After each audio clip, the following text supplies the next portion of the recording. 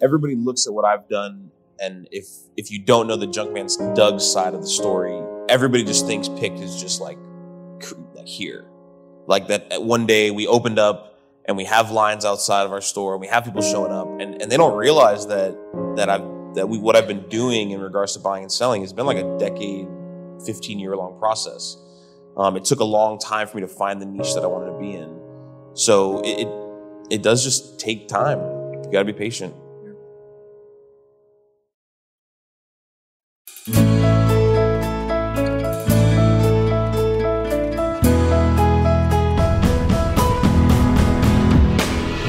From Fiore Communications, it's How I Got Here, a show of inspiring stories from Tallahassee area leaders, business owners, and neighbors. All the challenges, opportunities, inspirations, the twists and turns of life that led them to where they are today. Everyone has a story worth telling, and I am really grateful that we get to bring a few of them to you.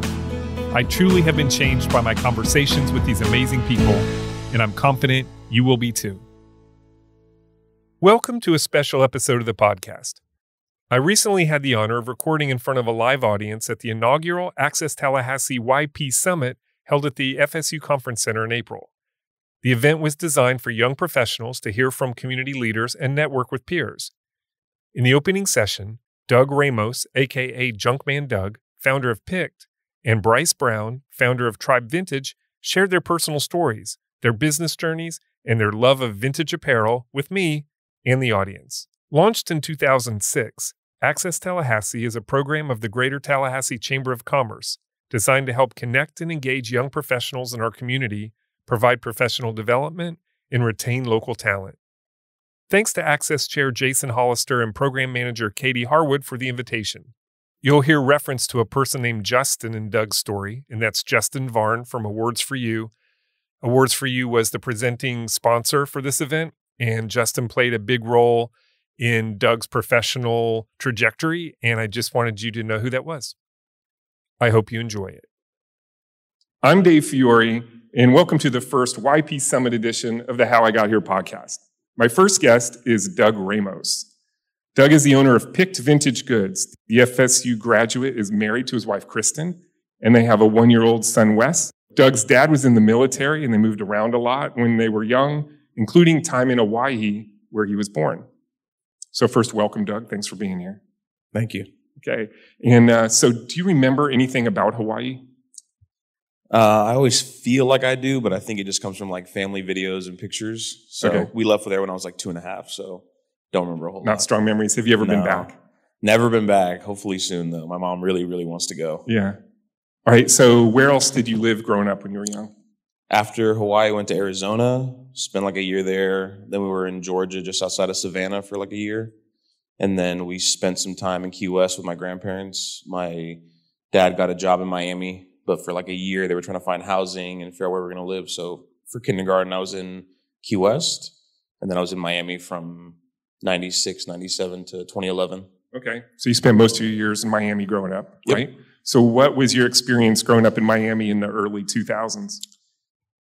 I always feel really old when I say it, because when we lived there, everybody would talk about how much it's changed and how, I wish you could have seen it 20 years ago. And I find myself saying that, but I loved it. I mean, it's a big city, but it's also very spread out. So you have like your neighborhoods and, your sectioned off portions of housing kind of. It's not just like a big city like New York is. Right.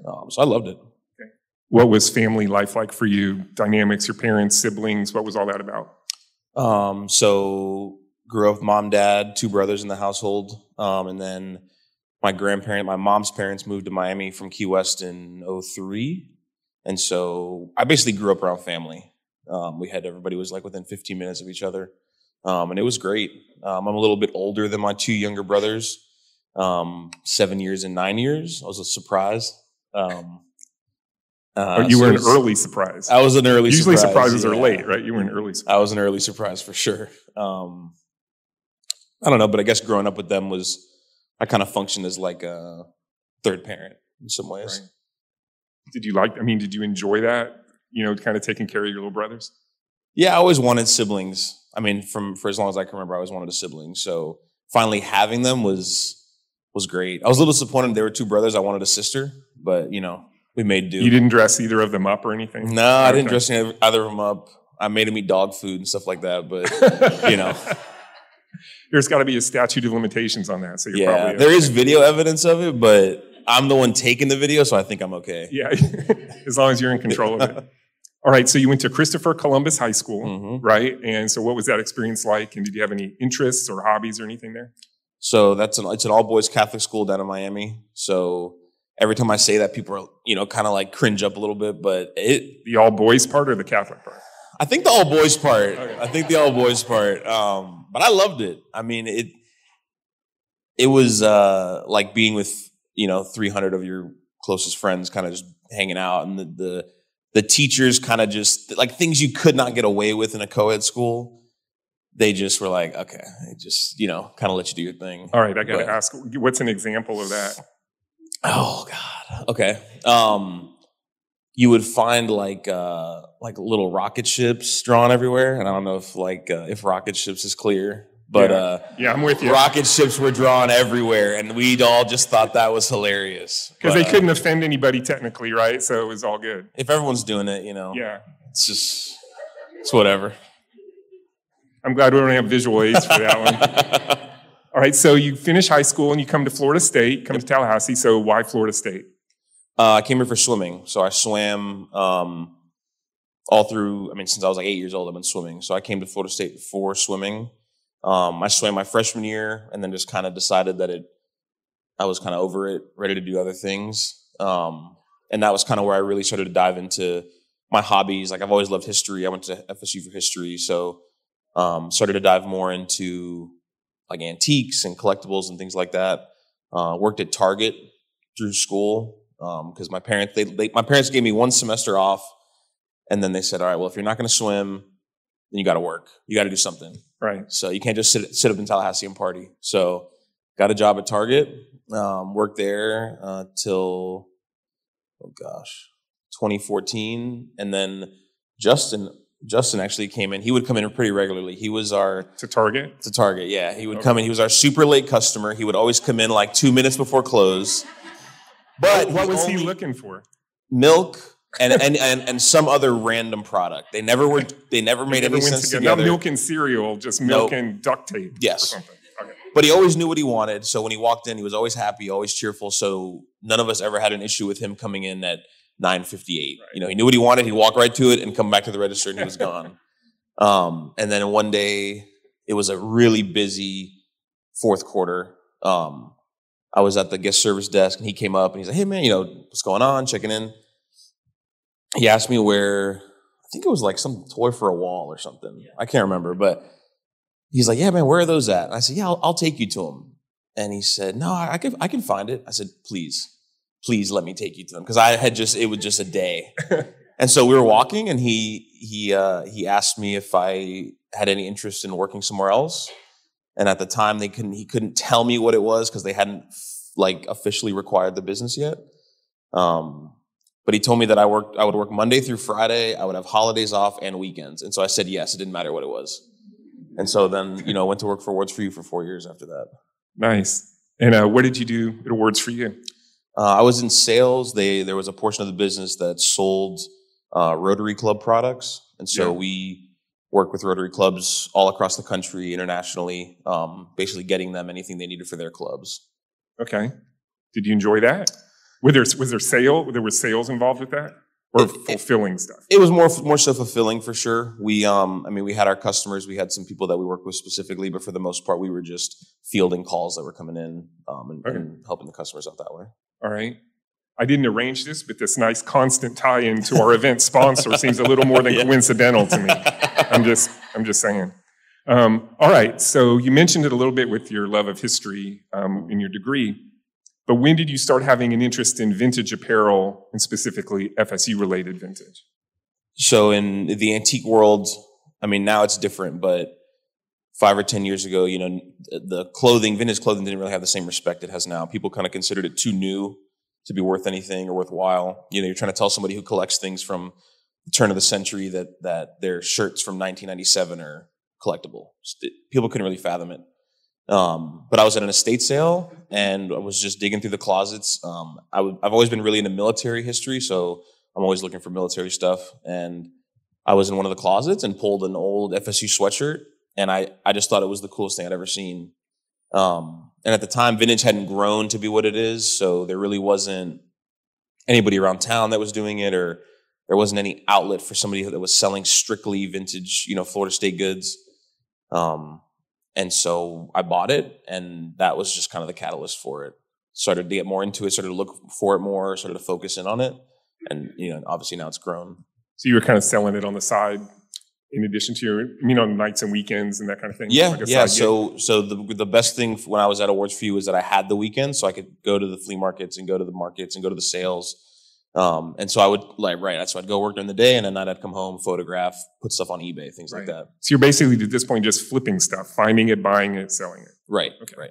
And by the way, what you call vintage, I just call stuff I still have in my closet because I have some of that stuff you sell. I'm like, dang, I wish I would have sold it to you. Yeah. Hey. Someone from Goodwill at some point benefited from it before I knew about you.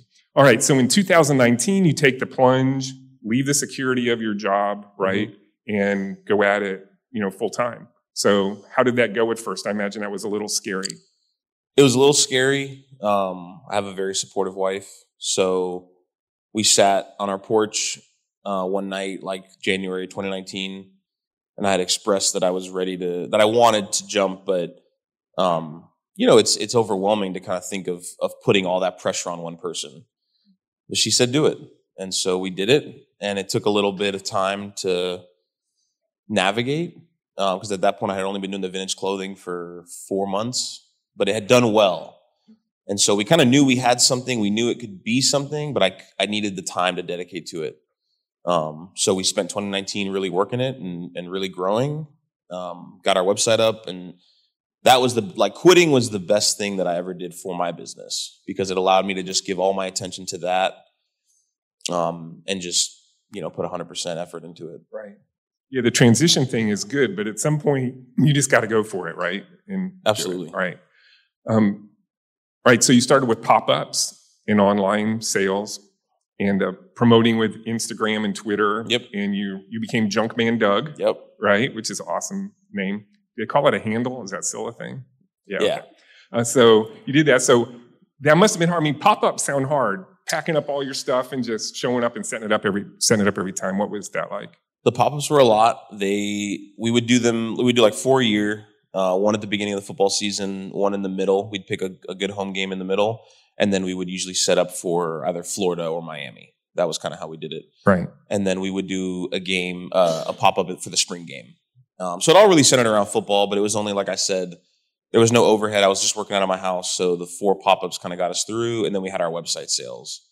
But setting up for the pop-ups was a lot, because you can either do a very basic setup where you're there for an hour and you're moving on, or we would do, and this is pretty much every single one, we would do a really extensive one. So we would take out, 3 or 350 pieces of clothing, all prepped, measured, tagged, cleaned, and ready to go. And then we would kind of set up under a tent, but we would set it up like a store. So we would have multiple clothing racks. We'd have a rack for hats. We would have, your checkout table. We'd have our bags. I mean, it was really like set up like a store. A real little store there. Yeah. Were you surprised at people's interest in the vintage clothing? I mean, I know you knew there was an interest, but it's really, it was super popular. Were you surprised by that at all? I was pretty surprised. I knew that what we were doing was cool, but, to have it, like everybody knows, to have a business, everybody else has to also think what you're doing is cool. That's important. If you think it's cool and your mom thinks it's cool, that's great. Yeah, that is awesome. But people that are spending money have to also agree.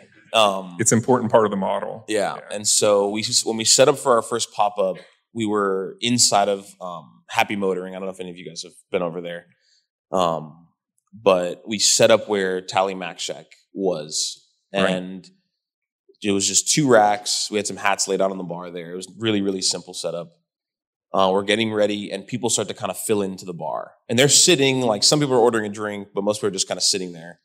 And me and Kristen and her mom, she's there helping us. We're looking up and we're wondering, like, what are all these people doing? Because it was very like no one was there, and now there's people filling in. And when we opened up the pop-up, sure enough, everybody that was waiting was for us. And so that was a very like that was a moment of realization Affirming, for right? me. Yeah, because people were there early and they were excited and they spent money because it's not like you've got 20 of one thing, right? If somebody sees something, they want to get there and get that thing. correct. Right? Yeah. So pretty much what we have is all like not one of ones, but if we're at that pop-up, we more than likely only have one of those, and it'll be X amount of time before we find another one. Okay. All right. I wish we could dive in more, but I need to get to Bryce in a second. So just do want to talk about in 2021, you opened your brick and mortar. Mm-hmm. So that's another big jump in the process, right? To have a physical location. What's that been like? It has been the hardest, 18 months of my life. It's been very rewarding. What we've been able to do is I'm very proud of, but it's a whole nother thing to add in rent and utilities and employees and insurance and all these other things. But the support for that's been really outstanding too. So it's been good. It's been great. Hard, but really, really, really good. Okay. Well, great. Well, thanks, Doug. We will come back to you in a little bit. All right, my next guest is Bryce Brown. Bryce is the owner of Tribe Vintage and is a junior at Florida A&M University, majoring in business administration. He was born and raised in St. Petersburg, where he attended Gibbs High School and the Business, Economics, and Technology Academy. Bryce, thanks for being here. Welcome. And so tell us about your life in St. Pete and your family growing up. So growing up, I'm the youngest of 6. Me and my oldest brother are actually 18 years apart. So wow. Yeah, so that was a big surprise for my family. So growing up, youngest of 6, grew up in like a sports household. My dad played basketball at Jacksonville University. He pretty good. He scored like 1,000 points in 2 seasons. And then from there, like my oldest brother, who's like 18 years older than me, he played in the NFL. Then my brother, who's like just a year older than me, he's playing overseas in New Zealand. Wow. So I grew up playing basketball, grew up in a basketball household. So some of the pressures of growing up behind that, once I got to high school and playing basketball, it sort of like made me sort of fall out of it a little bit. But growing up in that sports household really just like gave me like a lot of motivation to sort of like be myself and do those things, especially growing up in St. Pete, just because it's like a smaller town when I was growing up. But it's sort of been expanding and growing up there was amazing. It's sort of like, I tell my people St. Pete is like Miami without the tourism. Nice beaches, a lot of good restaurants, but you just have less of the distractions and things like that. So it was great growing up there. Like my family was like, my dad's a principal, my mom's a hygienist. So I grew up with a lot of structure, and it was a great experience. Right. And it sounds like you didn't take an easy path through high school, going to a technical academy, right? I mean, it wasn't something you could just slide through. It sounds like it was pretty challenging. Yeah. I mean, for me, I think business has always sort of been something that I've been interested in. Like growing up, I've always been interested in shoes. Like I was before reselling was like an actual thing. I was like a sneaker reseller. Like I would like get shoes and like any of like my older shoes, whenever I wanted to buy a new pair, I'd end up like selling them on like Facebook Marketplace or like finding different ways to sell them to sort of like get into, acquiring some of the newer shoes that I wanted. So when I got to like high school, some of like the principles that we were going over were things that I sort of like understood a little bit, but it definitely just helped me like fine tune and really focus in on those things. All right. The first job you have on your resume, which I have to say for someone your age is about as full as I've ever seen, is working for a company called Vector Marketing, which sells Cutco knives. And I had to Google this to see what this was. But so you sold knives. Mm-hmm. How did you get into that? So if anybody's heard about Vector, most people you either know it from a really good experience or you think it's a scam. Like there's really there's 2 sides to the coin. So for me, when I first heard of it, I got a letter in the mail. And at that point I'm like, yo, what is this? Like I didn't really know much about it, showed my dad. And then I ended up just giving the guy a call. It was, I graduated high school in 2020. So, the best year to graduate, no prom, no graduation, and COVID. So, it was tough. So just going through that process, gave him a call, went through the interview process. It was just random. It honestly was random. Like it sort of just fell into my lap in a way of just checking the mail. So were you good at it? Yeah. I would say I was pretty good at it. It's actually funny because one of the manager at the time that I was working with there, he's actually a senior at FSU now. So I've run into him a couple of times and he like pushed me. There was a time where during the summer, we have this thing called the summer push. So it's like a 14, I can't remember, it's like 14 or 19 day push. And there was like this special club of kids that like had like high goals. And in the beginning, like I really wasn't, like I was sort of still new in it because I had just joined in June and the push was in July. So I was still trying to just get my feet wet, get used to understanding the terminology, understanding the script. So I was a little nervous and he pushed me through that point. And I think the first 2 days of the push or first 3 days, I had no sales. And then after that, I was able to sell, I think it was 13.4 thousand in like 13 or 14 days.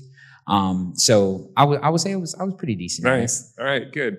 All right. Then after a semester you did home at college at St. Pete Junior College or community college? Just state college. It's just St. Pete College. St. Pete It used to be a junior college, yeah, it but was all those things. They've come up. So because of COVID, right? And then you transferred to FAMU the spring of your freshman year, right? So why FAMU? So honestly, growing up in St. Pete, like I never wanted to go to FAM. It seemed like everybody who I knew, that the idea of, everybody in my town goes to this college, so I don't want to go there. So it was sort of like the mindset that I had. And initially before COVID, I had applied to Florida Atlantic University, got accepted there, was going to go to the business program there. And then like summer 2020, George Floyd happened. And it sort of just made me change the way that I looked at everything and change the way that I looked at life and sort of how I wanted to go about, my college experience. Growing up, I was in like gifted programs and things like that. And where I was always the minority in my classrooms and times where I was like the only black kid in class. So mentally, sometimes that sort of plays a role and sometimes you don't realize it in the moment, but it can sometimes just change the way you look at things. So For me, I just wanted to be in a position when it came to college of being in a space around like-minded people who do look like me. So It was sort of like going through George Floyd and just having to make that change in mindset of wanting to come to FAM. Yeah, that makes a lot of sense. Right. So the summer after that, you go home and you, in the same style that we've learned as you now, you take two jobs, right? You work at Shoe Palace, selling shoes, which is your natural thing, and also a place called Curated Heat, which I went online. It looks like a very high profile, a vintage store where lots of famous athletes, rappers, influencers, seems like the place to get your vintage stuff in that area. So what was that summer like and how did that impact your journey? That summer was like really essential because it sort of like helped me expand my mindset, and sort of just see like all of the opportunities that were in front of me. Just being in like the sales space with shoes, it sort of put me in a space to where like I was in an official business when it came to selling shoes and really just understanding that marketing. And really for me, even though Vector for the most part was like face-to-face online, Shoe Palace was my first time like really like working on like face-to-face interactions with customers in a store setting. So it just helped me understand like how to talk to people, how to ask people what they're looking for, and sort of just make the experience good for anybody who's coming in who may be looking to buy 30 shoes or may not be looking to buy anything at all, but still providing them that same experience. And then on the other hand, with Curated, it sort of helped me understand vintage much more. Like that's what I would call Curated like vintage school for me. That's where I really learned about like the difference between like a single stitch and a double stitch t-shirt, understanding like the difference between like tags and understanding like how you can date a shirt based on tags and understanding like what a reprint is and just all of those small things about vintage that if you aren't in it, you don't understand. But it really just helped me develop like that deeper mindset. So it sort of helped like the vintage side and then also just helped with just my professional like business side. So it's kind of the place to go if you were. Yes, because during that time, the Toronto Raptors were in Tampa. Right. Because of COVID. So a lot of times there were a lot of NBA teams who would be in Tampa and they would be looking for vintage stuff. Yeah, that makes sense. They would just come down or there were times where like we would travel to like their hotels and stuff and like bring vintage to them. So what is your connection to vintage? Did you have an interest in that before or was being at that store that kind of prompted that for you? Yeah, I think for me, like being into shoes, like when it comes to like dressing, I started my shoes and then I go up. So I'd already figured out shoes, but then I was still in the space of trying to figure out like up. So your whole look starts with your shoes. For sure. Okay. For sure. I'm a shoe, then pick everything else. Okay. I make shoe contact before I make eye contact. That's what I always say. But yeah. So you're not shy if you're looking down. You're checking out their shoes. Yeah, first. yeah. I'm just seeing who. Okay. What's the vibe? You know, what kind of interaction are we gonna have? Okay. So that's good to know. Yeah, but so could you restate the question? That's all right. We'll move on. It's important. The shoe thing's important. I'm getting that. So you come back to FAMU after that summer and you start your own little thing in your dorm room, right? You start selling vintage out of the dorm room. What I asked you about was how you started liking vintage. Oh. And it started from the shoes, right? Yeah. So then you started selling in your dorm room. So how did that happen? So it was being around curated heat, being in that space. I started going to the like Goodwill bins when I was home. And that was pretty much a place to where like, if anybody in vintage knows, like the bins is like the gold mine, but it's a lot of dirty work. Because it's like bales and it's like all of the stuff that comes to Goodwill before it is, before it's like processed. So going through that process of going through the bins when I was home and now seeing that was a way for me to sort of create a stream of income. And then with me coming to FAM, like I didn't want to be the kid that was like always calling my parents to like for money. So I was going to the bins when I was home. And then when I came up to FAM, it was me just trying to just do my own thing and figure out my own space in the college campus because like I played basketball all the way up through high school. So I had stopped playing basketball. So I didn't really have like that basketball identity anymore. So I was sort of just like rebranding myself. So vintage was the space of like me, like working at Curated, going to Curated, being around them and understanding vintage more. And, you know, stepping into a new space and really finding something that I was really passionate about and that interests me. Yeah, that's awesome. You also did an internship at Nike in Oregon, right? Mm-hmm. And what did you learn from that? That must have been a pretty great experience. Yeah, it was. I mean, that's like the shoe heaven of the world, right? Yeah, I was like a kid in a candy store every day. But yeah, so that experience was amazing because it just opened my eyes to just like the global side of business, and understanding like how when a business gets to a certain level, how far in advance that they work ahead. Like Nike's production cycles on an 18 to 24 month production cycle. So the stuff that we see now, they were working on in 2021, 2020. Right. So it was just really just understanding like the bigger picture and seeing how much broader things are when it pertains to like business. And really when you want to become like a well-oiled machine, like understanding like planning is important. Right. And, you know, sort of understanding that side of it as well. All right. Yeah, sounds great. And then the next thing you did was you started your Tribe Vintage business, right? And that's what you're doing now. So tell us about that. So Tribe Vintage pretty much just started because me and one of my closest friends that I've met in college, Elijah Rutland, he was a former FAMU grad. We both had a common likeness towards like Black History Vintage, HBCU Vintage, obviously FAMU Vintage because we go there. And I was in a space with my previous vintage business, Crew Worldwide, where I sold a lot more general vintage, which is like Harley Davidson t-shirts, NASCAR t-shirts, all those types of things. And it really wasn't like connecting with me anymore. So I was really just in a space of trying to figure out like what lane of vintage I wanted to step into and like what niche I wanted to step into. And I'll have to like sort of point to Doug and sort of give a lot of props to him because he sort of like helped me understand that like in vintage, there are niches and you're able to really excel in a niche. You know, so for us, once he opened the store and like we were able to be around the store and just be in that environment, we were able to see that, you know, there is a niche out there for FAMU stuff. There is a niche for Black history stuff and Divine Nine stuff, which are like Black Greek organizations. So for us, it was just sort of trying to provide that same feeling of being a part of something and having that niche for vintage and having something that can connect with students that go to HBCUs and go to FAM and other things like that. Yeah. And how's it going?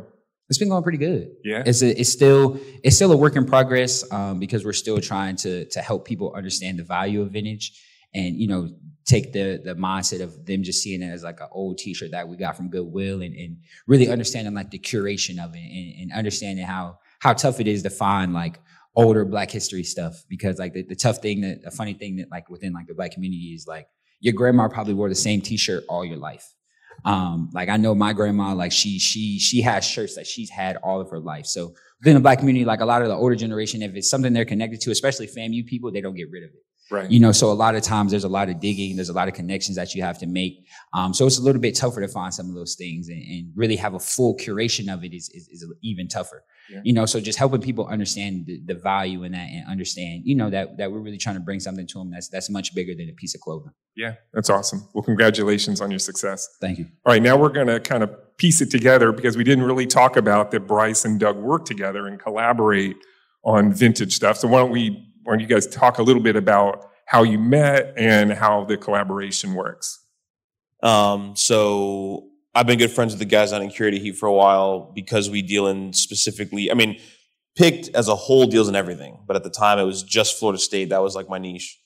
So I met Curated Heat because they would get Florida State stuff in, and they could sell some of it, but for the most part, you know, I would come down there every couple of months and kind of just buy everything, take it back up to Tallahassee. So I met Bryce very briefly at the store, and then he came up for school. Did he try to sell you any knives? No knives. No knives. Okay. But when he came up, we opened the store. He would just come and hang out. You know, we were like-minded. We liked the same stuff. We would all have fun at the store. So he would come up, and then the store kind of grew bigger than what I thought it would be. So come January 2022, we kind of needed more help, and we brought Bryce on as an employee. Nice. And now you have a section of the FAMU HBCU category of vintage in the store, in the brick and mortar store, right? Yep. So he's got it was really important for us when we opened Pick to do what we could to bridge the gap that exists between FSU and FAMU. I mean, if you've lived in Tallahassee a long time, or you went to FAM, probably more specifically, I think people at FSU may not realize it as much, but there is somewhat of a rift, right, historically speaking. So we wanted to do what we could to try to bridge that gap. So we have our FSU wall. Obviously, that's our premier wall, because that's what brings in the most business, and that's my main shtick. But we do have a dedicated FAMU wall that has historical pieces on the wall that just kind of show a little bit of the history of FAMU, and then we have a dedicated section where Bryce kind of comes in, as we figured out that people that go to FAM want to support Black entrepreneurs. They want to support, if they're purchasing FAMU gear and FAMU clothing, they want to be supportive of somebody like them, which is understandable. So Bryce had been, like he said earlier, was kind of transitioning his journey, and I kind of saw it as a chance for us to work together and say, hey, well, listen, this is what you want to do, so let me help you do it, and you can be a part of it. That's awesome. Yeah. Bryce, how's it worked out for you so far? It's been amazing. I know for me, one of the greatest things about being able to work with Doug is like I was saying before, from a sourcing standpoint, it's been like really tough. Because like online and some of the places that we have to source from, it dries up sometimes, but this is the honey well, you know. Doug always looks out, and he's because he's been in it much longer than I have. He knows people. Yeah, he knows people. Right. You know, so the not just from a sales standpoint, but just from like a being able to source standpoint, being able to work with the store and being able to work with Doug has been amazing, because he's helped me be able to expand my business in ways that if me and Elijah just tried to do on our own, it probably wouldn't have been possible. Yeah, it's such a great example of collaborating and each still doing well in different lanes and supporting each other. And there's plenty of people who want vintage to go around, and so that makes a lot of sense. So congratulations on that. It seems like a great partnership. All right, as promised, I want to do a couple kind of practical questions thrown at you. You don't know what these are, so be ready. Here we go. All right, so what would you say to somebody who's excited, has a great idea for a business, isn't excited about it, but just doesn't know where to start? What advice would you give them? I would say don't get caught. Everybody feels that way. If you're starting a business, if anybody in the crowd has started a business, like, you know that you feel stuck at the beginning. You don't know where to start, and you want it to be perfect. You don't want to make mistakes. You just want the final product to be out there, and that's just impossible. Whatever business you start today is not the business you're going to have in 18 months or 36 months, you know, whatever time period. It's always going to grow. It's always going to change. You're going to make adjustments.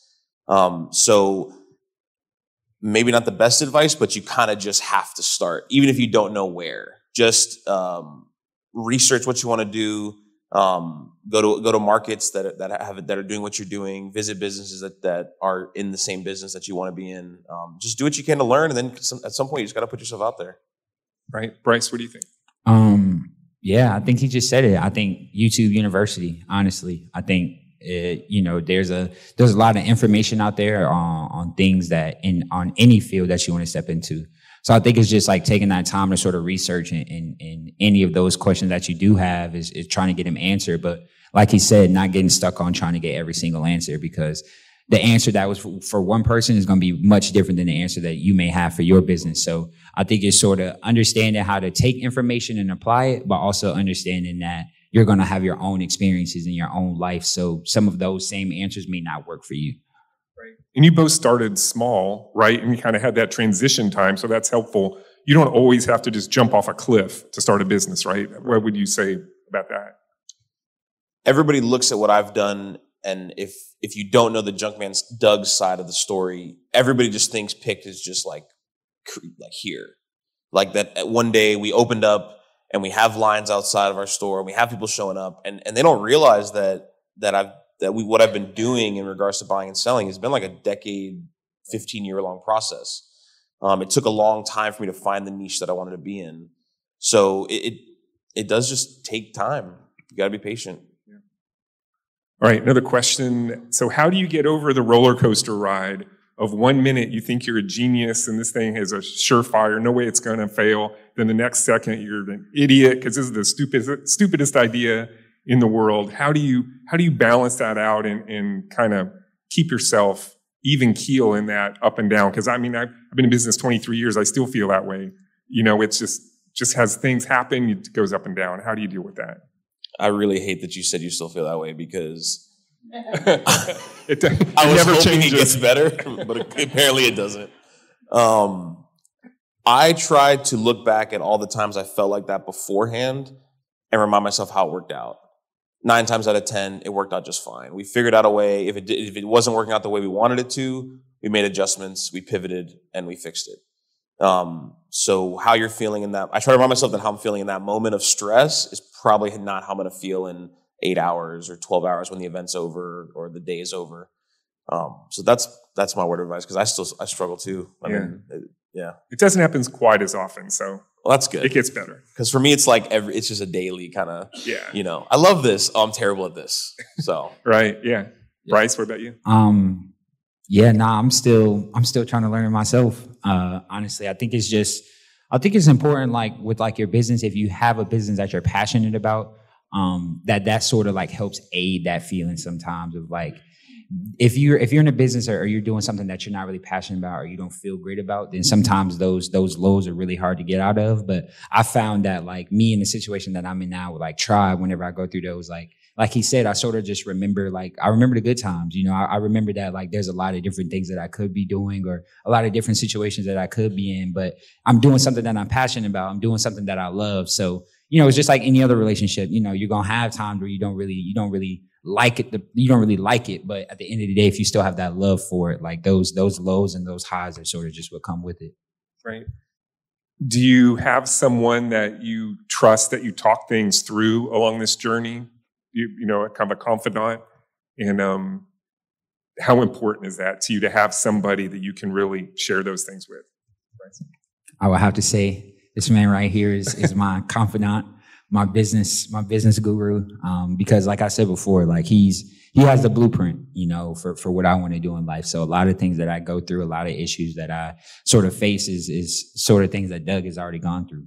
He's starting from Junkman Doug, not even talking about Picked. So a lot of the times when I have those tough situations or I'm trying to figure out like, how do I get into this space, or how do I market things differently, or how do I, go about setting up my pop-ups a little bit better? Any of those small, just intricate details that, I'm not sure where to go. Doug has been my person, and it's been great. Being able to build a business and help Doug build his business along the way has sort of helped just allow me to see where my business can go, but then also understanding that, like, seeing the long-term goal and long-term vision. So it's been amazing. I got to thank Doug. I thank Doug all the time for everything that he's done, and the helping hand that he's extended to me. Like it's a life changer for sure. Yeah, that's awesome. What a great legacy, man. I mean, in addition to what you're building, to have somebody else come along and have that success. So congrats on that. All right. So who do you have? Who do you talk to? So I've got my team around me. They always keep me grounded. But somebody who I reach out to regularly is a good friend of mine, Greg Pla. He owns Talcon Trading Company in Railroad Square. I don't know if any of you guys have been out there. It's a great antique store. So Shameless plug. Go check it out. But, you know, Greg and I have built our businesses side by side. And for a long time, Greg mentored me because he was, when I wanted to start an antiques, that was kind of who I leaned towards. You know, we would go pick together. I learned a lot from him. So I find a lot of times that the struggles I'm dealing with, you know, I call him up and I'm like, he asked me how I'm doing and I kind of go right into it. And he says, yeah, I'm feeling the same way. And so it's nice to just have somebody who is building a business alongside you that you can kind of bounce your ideas off of and also just kind of your frustrations. Yeah, super important. All right, we're going to finish with this. Start with you, Bryce. So if there's one thing that you could tell somebody out there who's interested in starting a business or starting something new, the one piece of advice that you would give them if you were in a room with them, what would you share? Make sure whatever you start your business in is something that you're passionate about. Because if you're going into it for the money, when you hit a certain low, you're just going to throw it in the trash. And then you're going to feel like you sort of just done all of that for anything. But if you found something that you're really passionate about, that's the most important thing. Like, don't go into business looking for money, but go into it because it fulfills a passion and it helps you fulfill something that you want to fulfill in your life, like long term. Because that's the thing that's going to help you, you know, get through those dark nights and get through those tough times, because you'll have a vision and you'll have a dream and there's a lifestyle that you want to achieve. And that passion for the business that you're doing is going to help you get there. So don't let the money drive you, let the passion drive you. Awesome. Doug? The small details matter. So I think people they think they can get away with certain things and cut corners. And I think that in a world where everybody's trying to start a business, everybody's trying to create content, everybody's becoming a brand, the small details and the way in how you handle yourself in those really tiny aspects make a difference. Like, what's an example of that? So for me, like, I feel in vintage, you know, we, it's a predominantly younger demographic, right? The people that are selling are younger.